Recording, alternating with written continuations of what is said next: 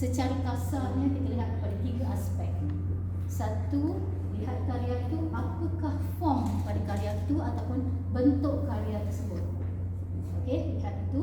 Yang kedua ialah subjek ataupun subject matter yang digunakan dalam karya tersebut. Yang ketiga, kita lihat kepada isi ataupun konten ataupun message yang nak disampaikan.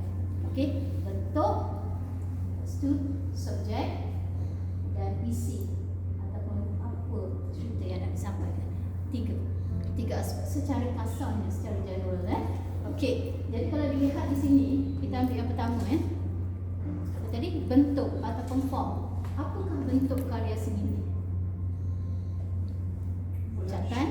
Catat, betul tak? Catat atas kanvas. Okey, yang dihasilkan ya betul tadi collage. Okey, so jadi sebab ada painting dan juga collage, jadi kita panggil dia sebagai campuran atas kanvas, sebab dia dibuat atas kanvas. Itu adalah dalam bentuk ya. Okey, dalam bentuk lain lagi. Okey, dalam bentuk yang kita boleh lihat adalah bagaimana dipersembahkan. Kalau lihat di sini berapa keping ni? Kanvasnya dicantumkan. Kenapa saya buat macam tu? Kenapa saya gunakan 1 keping? 3 keping sekali. Kenapa tak 1 saja? Okey, agak-agak ada jawapan tak? Kenapa 3 keping? Kenapa nak kena panjang? Kepelbagaian satu, ya, ada yang sekeping kecil, ada yang besar. Okey, salah satu jawapannya ialah supaya kita boleh lihat secara luas apa yang saya nak sampaikan, wider view. Okey, itu salah satunya. Jadi kalau saya nak pandangan lebih besar, lebih jelas, lebih luas, saya akan tambah lagi canvas ni. Okey, itu sebab itu dalam form. Apa lagi dalam form? Okey, bagaimana cara dibuat, teknik yang digunakan, okey, color scheme yang bagaimana yang digunakan dalam sini. Kalau kita nak lihat color scheme kat sini, dia lebih suram, betul? Color scheme ataupun warna-warna yang digunakan ni, saya banyak merujuk kepada alam sekitar. Sebab tu kalau kita tengok dia macam gelap sedikit kan, warna dia. Okey, itu secara asasnya lah form ataupun bentuk. Okey, kemudian yang kedua tadi, aspek yang kedua apa tadi? Bentuk, subjek ataupun subject matter. Apa subject matter yang saya gunakan di sini? Subject matter apa yang saya gunakan? Apa image yang saya gunakan di sini? Kampung. Macam mana rasa macam itu adalah kampung? Rumah kampung. Maknanya architecture dia, seni bina dia, saya gunakan rumah kampung. Lagi subject matter lain? Makanan, okey. Lagi itu subjek matter Apakah image yang digunakan? Rumah kampung, makanan lagi? Perhiasan. Yes? Perhiasan rumah. Binatang, peliharaan. Okey lagi? Ada kain batik. Okey. Corak-corak kain batik lagi apa? Ada petai. Ada petai semua tangan. Itu adalah subjek matter yang saya gunakan di dalam karya saya. Ada subjek matter yang berbentuk tradisional, ada subjek matter berbentuk moden. Okey, itu nanti kita cerita kemudian kenapa ada kontras di situ. Okey, subjek matter yang ketiga tadi isi ataupun konten, maksud, message yang disampaikan apa pula. Kenapa saya gunakan batik? Kenapa saya gunakan seni bina Melayu? Kenapa saya gunakan dua subjek matter yang kontras? Contohnya macam nasi lemak dengan pizza. Kenapa semua tu? Rasa-rasa kenapa? Apa mesej yang saya nak sampaikan di situ? Tradisional. Okey, kalau tradisional biasanya mengingatkan kita kepada apa? Kenapa saya letakkan tu dua-dua di situ? Apa mesej tersirat? Nasi lemak kenangan, dia sampai kenangan apa dia lagi? Bila kita kenang, apa yang akan timbul pada diri kita? Memori, okey. Kita akan ingat asal usul. Kita tidak lupa kepada pesan-pesan ibu bapa, orang-orang tua kita, bukan setakat orang tua kita. kita punya ancestor. Betul? Itu dia simbol kepada yang tradisional. Permainan tradisional. Ni apa ni, permainan apa? Ha? Cap? Okey, cap tiek. Saya tak biasa dengan tu. Okey, benda yang baru pada saya. Apa lagi dipanggil? Biasa dengan sepak yem? Sepak yem. Okey, di bawah ni apa? Skateboard. Benda yang kontras tak? Kenapa saya gunakan tu? Jadi dia berbalik pada benda yang sama tadi. Walaupun kita berada di zaman yang penuh dengan kemodenan, okey, kita perlu ingat balik pada asal usul kita supaya kita tidak lari daripada landasannya. Kita perlu seimbangkan, balance. Okey, memang susah nak seimbangkan, tapi selagi hidup kita usaha seimbangkan. Memang susah, kan? Terpengaruh dengan social media lah, macam-macam lah, makanan yang tak sihat lah, apa kan? Jadi itu mesej yang nak saya sampaikan. Okay, saya nak ajak semula kita mengingat balik kepada asal usul kita. Ingat kepada pesanan orang-orang tua kita dari segi adab, cinta alam sekitar, dari segi apa? Itulah, adab sopan semua. Ya. Dan di sini juga usaha-usaha saya juga, okey, hendak melibatkan, okey, mengenengahkan pesanan orang-orang tua kita melalui pantun. Biasa pantun macam tu, tapi di sini pantun ni saya jadikan sebagai tajuk pada catatan saya, karya saya. Okey, maknanya apabila sampan sudah belayar, ombak datang pasti ditepuh. Apabila iman sudah mengakar, cubaan datang, hatinya teguh. Walau apa dugaan yang datang tu, okey, kalau iman kita kuat, kita percaya, okey, kita boleh hadapi.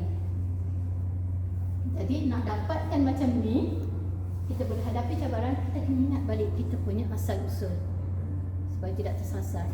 Betul? Saya pun sedang cuba betul. Masih usaha, okey?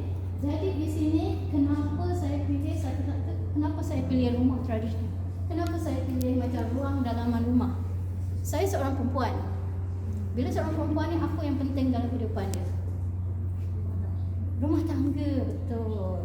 Betul kan? Jadi selesaikan hal dalam rumah tangga dulu, baru kita sibuk hal di luar, memperjuangkan hak wanita, takut settlekan dalam rumah tangga tu, usaha dulu. Harmoni kan? Kalau kita tengok macam ni, walaupun banyak dia punya satu subjek dengan warna, tapi keseluruhannya saya usahakan dia menjadi harmoni. Walaupun susunan dia nampak agak okey, ya. Jadi itulah dia punya message yang nak sampai. Dan nanti this one ni apa? Kenapa ada lembu? Okey, ini peringatan kepada kita melalui pesanan orang tua semua, jangan jadi seperti apa? Lembu dicucuk hidung dia. Ikut dia cakap orang.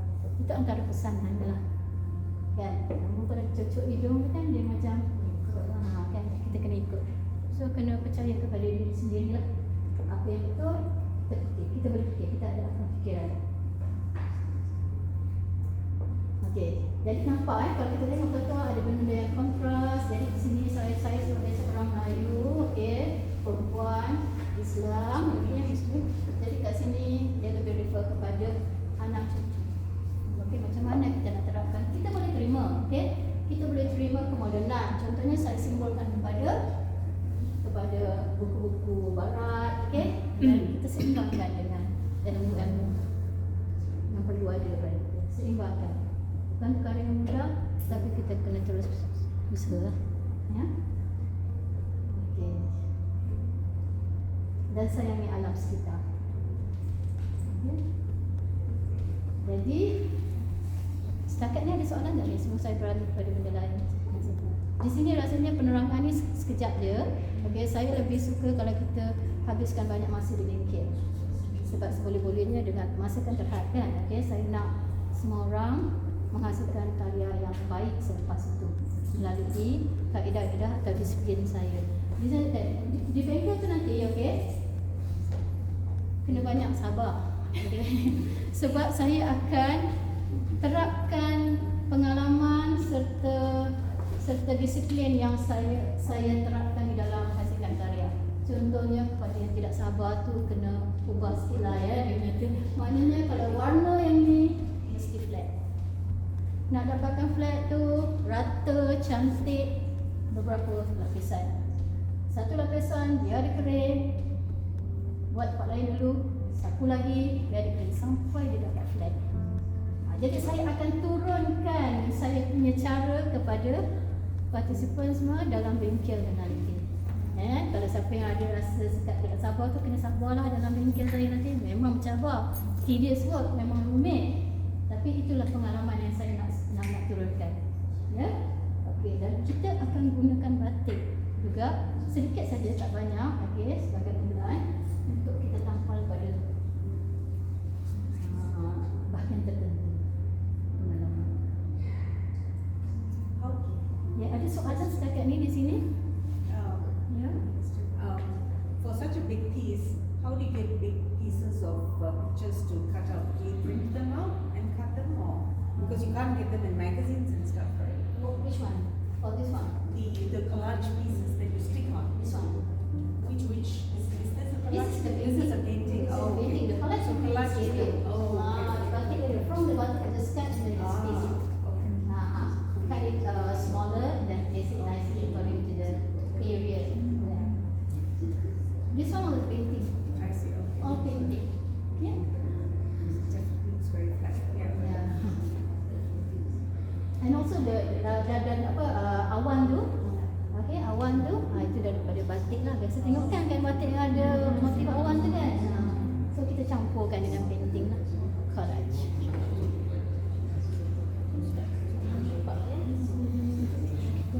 Dan kalau dilihat di sini buku tajuk buku ni pun memberi maksud tertentu.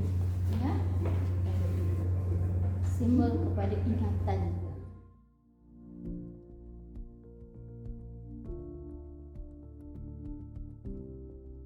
Secara kasarnya kita punya tajuk bengkelnya adalah collage dalam gubahan. Okey, secara kasarnya collage tu maksudnya teknik tampalan.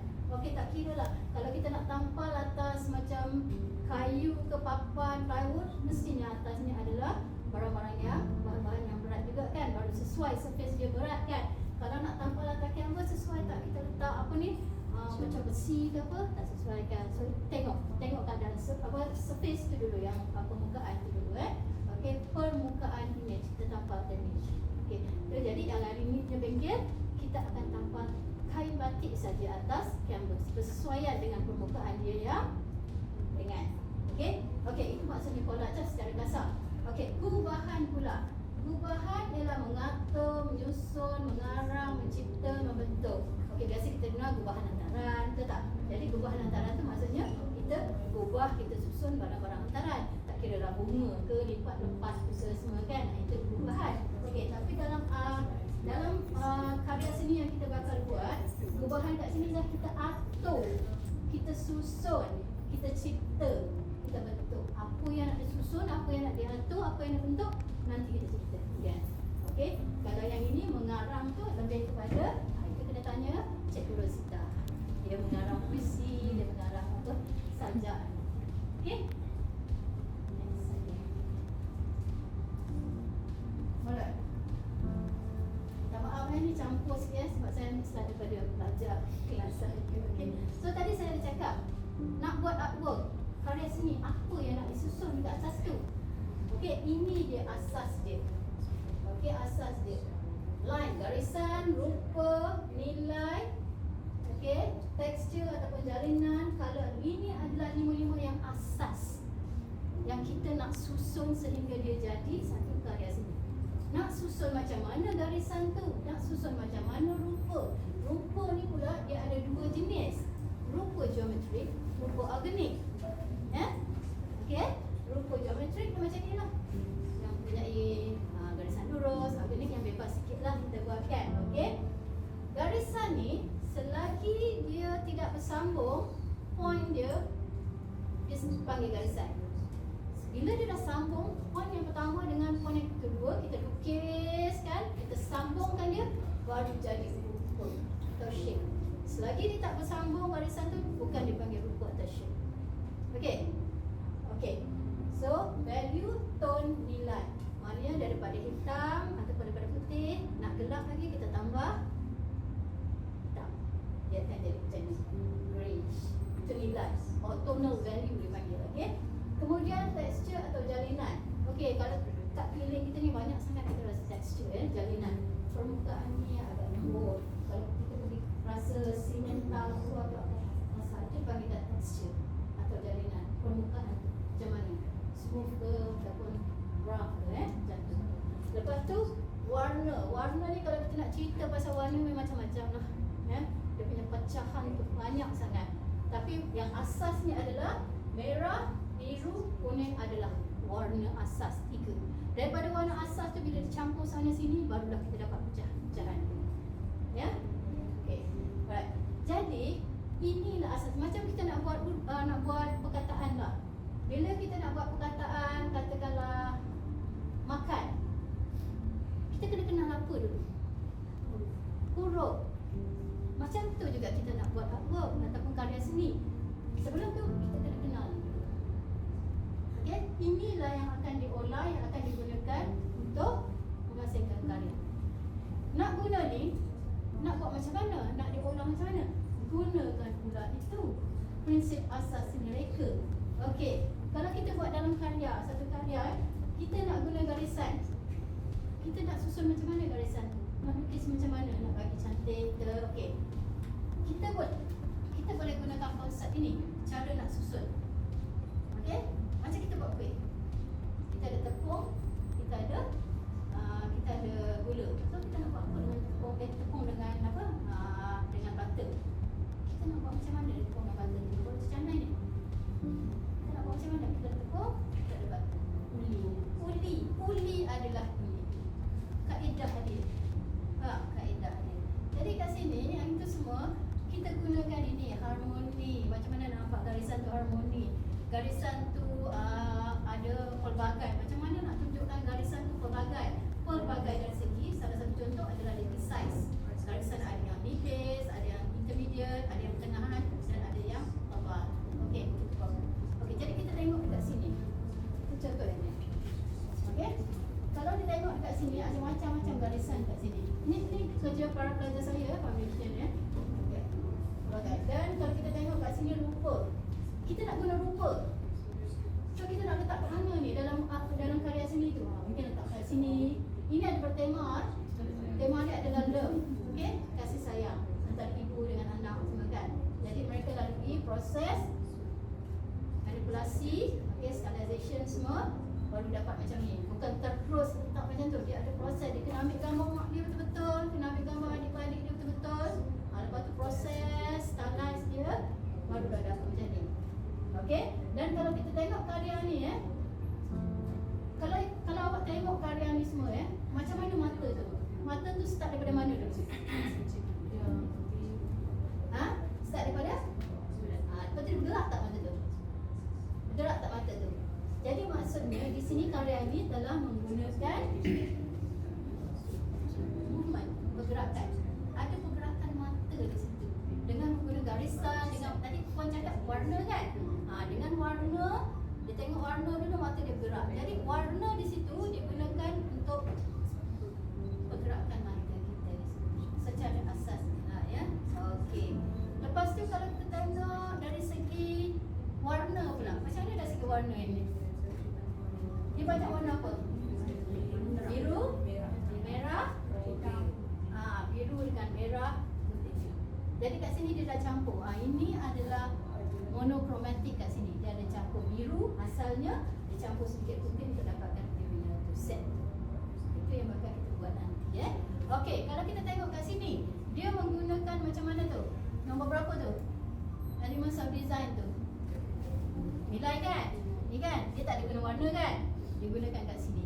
Ini samalah proses dia. Dia ada gambar crocodile, gambar buaya betul-betul. Dia ubah suai kan? Dia ubah suai jadi macam ini. Dan disusun. Dan kalau tengok kat sini, ada tak pergerakan mata dia? Dari mana ke mana tu? Spiral. Yes, spiral. Okay, spiral. Dan ini juga kita bercakap tentang movement, spiral. Dan juga kita bercakap tentang balance. Balance ni ada 3 type. Okay? Balance yang kiri kanan sama. Kalau kita buat kiri kanan sama. Lepas tu ada asymmetrical balance, iaitu ini lain, tapi bila tengok kecerahan dia sebab. set ni 5 bulan. Ini digunakan type of balance yang jenis spiral balance, radius balance. Okey? Okey, jadi kat sini itulah cara dia. Kita ambil kat situ, kita gunakan kaedah ni untuk ubah secara kasar. Banyaklah dekat YouTube, dekat internet semua boleh faham lagi tentang ni. Secara kasar, kalau kita nak cakap detail lagi panjang tak, masa tak buat. Nanti kita kan. Okey. Secara kasar Okey, ni antara contoh lagi yang gunakan tonal value saja. Kita boleh nampak movement. Okey, kita boleh nampak movement ni di atas. Okey.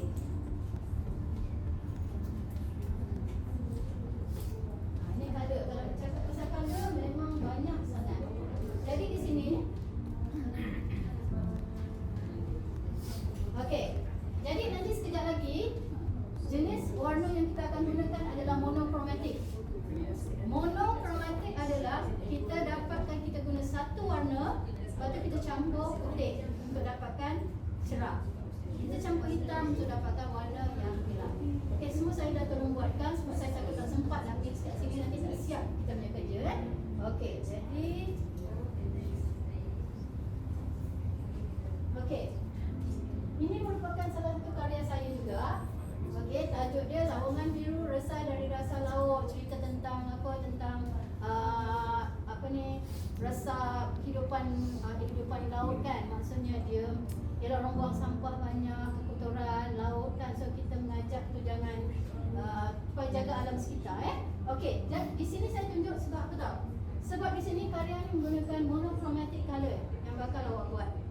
Okey, monochromatic color, dan juga nanti ada bahagian-bahagian yang kita akan tempal dengan batik yang sesuaian.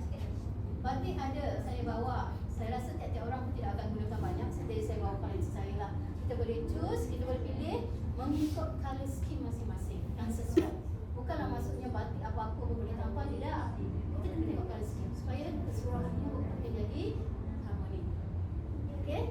Jadi ini yang saya kata tadi, maknanya kena betul-betul flat, cantik, beberapa layer, sabar tu kena memang tinggi lah Okey, tapi yang lelaki pun rasanya kena banyak sabar, tapi kita tak boleh cakap lah kerana lelaki lebih sabar lagi. Okey. Okey, jelas nampak itu apa yang kita bakal buat. Tapi kita tidak akan gunakan image ni Okey, image yang kita akan gunakan